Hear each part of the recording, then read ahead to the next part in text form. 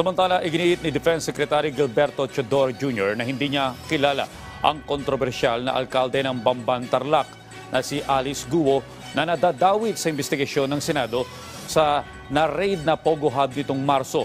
Sagot yan ng opisyal nang hingin siya ng pahayag matapos ang kanyang pagdalo sa awarding ng Outstanding Cadets ng Philippine Military Academy ngayong araw.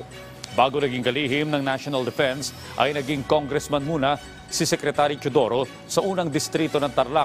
Kaya laking pagkadismaya niya na nababalot ngayon ng issue ang bayan ng Bamban. Kayunman, sinigurado niyang gumugulong na ang investigasyon tungkol sa pagkatao ni Mayor Guo upang malaman ang totoong pagkakakilanlan nito. Naniniwala rin umano siyang may mga malalaking taong pumoprotekta sa mga aktibidad sa Bamban. Wala rin kasi anyang mga kumikestyon dito sa kabila ng talamak ng mga iligal na aktibidad.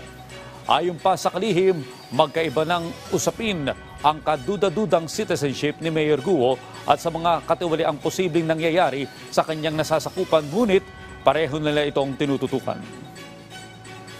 Paano nagkaroon ng ganung kalaking, hindi ito pogo, no?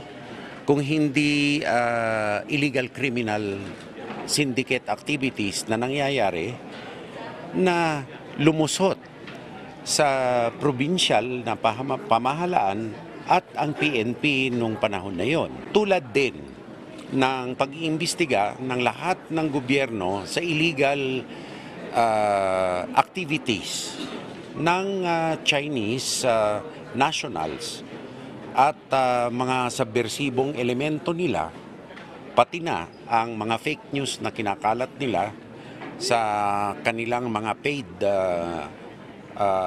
outlets